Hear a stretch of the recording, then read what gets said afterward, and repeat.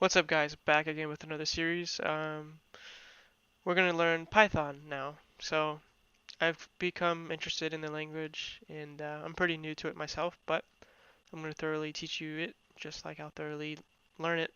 And so let's get started. So I have these two links in the description. We're going to be using these. And you don't have to use PyCharm as your IDE.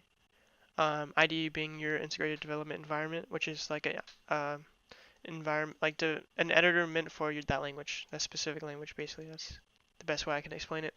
So you don't have to use this one, but I like it, so I'm gonna use this one. Anyway, let's get started. So go to python.org. I'll put the link in there if you can't type letters somehow for some reason. um, so make sure you download Python 3 or 3 or above, just whatever. Just make sure it's 3, not 2. So download that, and we're gonna install it. Come on, come on, buddy. Open sesame. Come on. Yes, good boy. Come on. There we go. Let's do custom installation. Yes.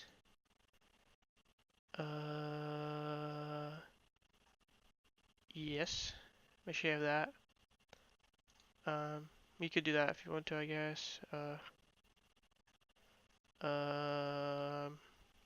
Sure. I'm gonna just do all of them. Install. Boom.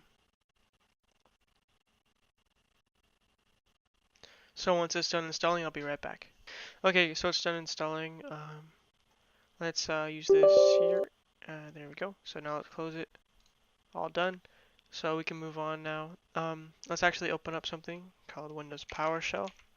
This is like a console or shell, and we can access Python that way.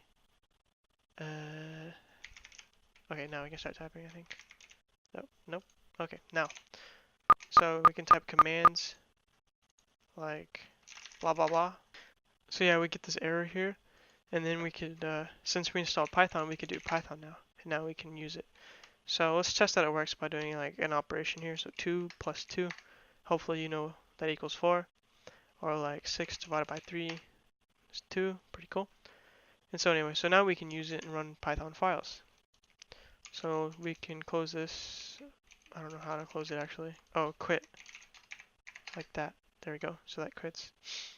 And so anyway, so we can minimize this. We'll save that for later. Let's download PyCharm now. The community version is actually free, so I'm gonna use that one. So yes. So I'll be right back once I get it downloaded. Alright guys, so it's installed now. We just have to, or not install, we have to install it now. So install it wherever you want to put it, click next, and we have to make sure you click these and then choose your launcher type. I'm on a 64-bit computer, so I'll choose that. And then the JRE, I believe that's for Java, JRE, but I'll install it anyway. So anyway, there we go. So once that is done, I'll be right back. Hey guys, we're back. It's done installing, so just click run and we'll open it up.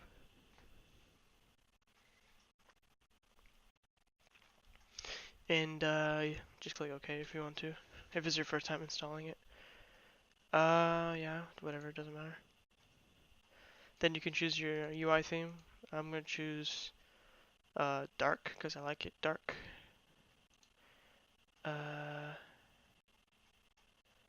Yeah, that's about it. Let's continue.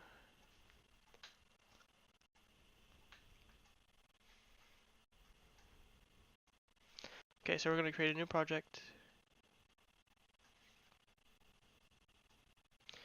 We'll name it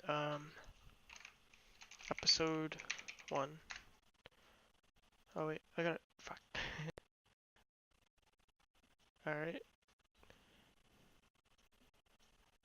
We don't need tips. Let's wait for this to load, I guess. Okay, so we'll close this. Let's try opening this up. Let's see what we got here. Inside scripts. Oh. Okay.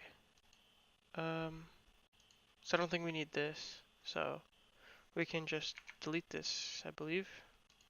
because that's for extra stuff, I think. Oh, whatever, we can't. So anyway, we'll just create a new file here, and we'll name it hello.py.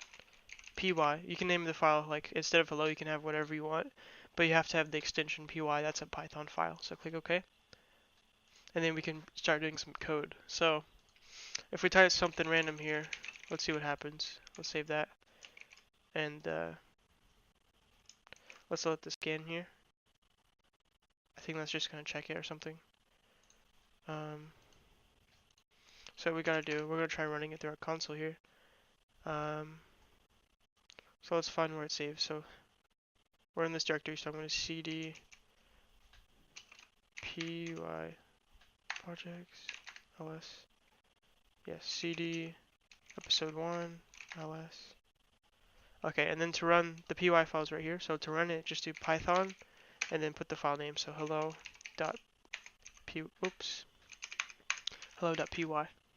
That should run it. So automatically we just get an error because we didn't really type any code. We just have some random bullcrap. So if we want to run some code, I'm going to teach you your first line of code. It's going to be the print function. So this is all you need to have. So inside these two parentheses, you would have your text. So inside here, we'll put like what's called a string, and then inside the double quotes or single quotes, whatever. I can do single quotes too. And inside of that, we can put a message. So we'll say hello world. And then if we Control S to save that, it might save it automatically, but anyway, oops. So once we're in the PowerShell, we'll just run the file again. So we can just go click the up arrow and then run it. And so we have invalid syntax again. So let's see. Oh, that's why. We have this behind here. So that's stupid. So let's try it again. There we go. So it prints out hello world to the console. That's really awesome. So that's like the most simple thing you can do pretty much. So yeah. So I hope you enjoyed this episode. Leave a like if you liked it. Just play around with the print function now that you know it. It's the first thing that you learned. And next episode, I'll make the font larger so you can see it better. So anyway, I hope you enjoyed. Leave a like if you liked it. Leave a comment if you need help for some reason with installing it or something. And peace. Subscribe.